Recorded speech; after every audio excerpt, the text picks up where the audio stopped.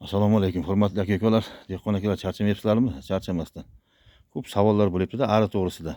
Qanday changlatish? Mana masalan, bizning issiqxona, mana uydagi issiqxonam kichkina. Mana bunisi 1,5 sotik, mana bunisi 1,5 sotik. 1,5 sotikni ikkita atsak, hop shu 3 sotik. Changlatishda mana masalan, mana shu bitta ari ko'plik qiladi. Endi ko'plik qiladi deganda arini olib yarim olib tashlamaysiz-ku. Ras 3 masalan kichikroq 3 sotiklik, 4 sotiklik issiqxonalar bo'lsa, 2 kunda bir ochib changlatish kerak. Mana hozir soat 3 bo'ldi. 3 bo'ldi hozir soat. Mana arilar chiqazib yubordim hozir. Mana changlatyapti, mana qarang. Chunki gulim ham kam, mana shu holatlariga qarab ishlash kerak mana. Ari changlatyapti mana.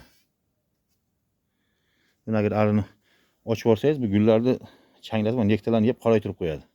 Shuning uchun hamma o'zining holatidan kelib chiqib, ari o'lib qolmaydi. Bu masalan, bugun bu yoqqa ochdimmi? Kecha nariga issiqxonamga ochganman, bugun bu issiqxonamga ochdim. O'sha 3 dan keyin, 2,5 3 dan keyin ochib yuboraman. 4, 5 gacha uzoq bilan 1 soatda changlatib bo'ladi mana shu ozroq gullarni. Bo'lkin shuni uyga kirib ketadi, qolgani qolib ketadi bir ikkitasi. Ha, masalan agar 10 sotik, 15 sotik, hozir bitta ari endi bunday grafikida mana bu arimiz. Bir 15 sotikdan kattaroq issiqxona bo'ladi, 20 sotik. O'shalarga qo'yib qo'yib bitta ochib qo'ysangiz, bu tegmasangiz ham bo'ladi unda. Maydon katta. Kruglasutka shu kruglasutka emas, endi o'sha kunda bilan kun o'tgan paytda changlatib yuradi-da. Ana shunda e'tibor berish kerak. Shunda men changlataman.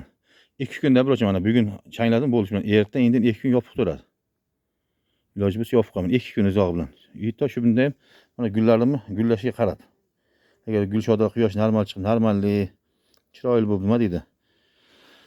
Gul ochilsa, cherezani ochaman. Bir kun yopib qo'yaman, bir kun ochib qo'yaman. Bir kun yopaman, bir kun ochaman. Uyda shu 2 soat, 2 soat. Biz mana shu bilan bugun ochildimi, erta kunlar yopib turadi. Keyin nargis xonamga olib chiqib qo'yaman bittarini. Shuna stress olmaydi. Ko'pchilik aytadi, bu yoqdan bu yoqqa olsang stress oladi deydi. Mosh olar endi, lekin menda olmadi hali shu paytgacha. Turibdi.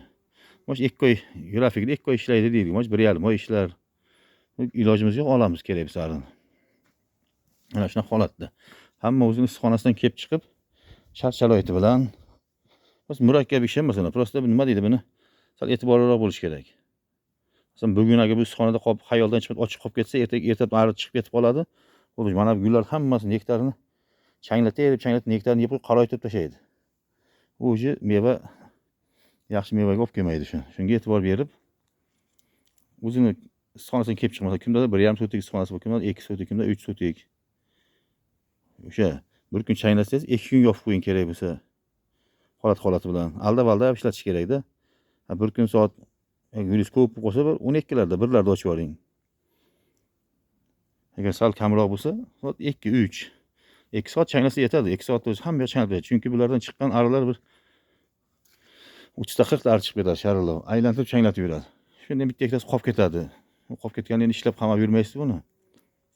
Qarang, hozir mana chiqazib yubordim, o'zi mana shu yo'l o'zida bitta ari bu yerda changlatib ketyapti. Mana bu yerda ikkinchisi mana, qarang. Birin-ketin changlataveradi bular. Gul shodalarimiz mana holatda. Birinchi gulshodalar, ikkinchisi mana oldi, pishib ham kelyapti mevalar. Mevalar pishishi sekin xudo xolasa. Shart-sharoiti bilan endi o'zi meva pishgan vaqt keldi-da, o'zi noyabr 20sidan buyog'iga issiqxonada meva pishgani yaxshi-da, ham yirikroq bo'ladi, adbor chiqib beradi. Ko'chadan sal sovuq yesa yaxshi bo'ladi, chiroyli bo'ladi. Bu ta'mi yaxshi. Mazasi jihatdan yaxshi. Shunaqa holatda. Charchamanglar aka-ukalar, charchamanglar.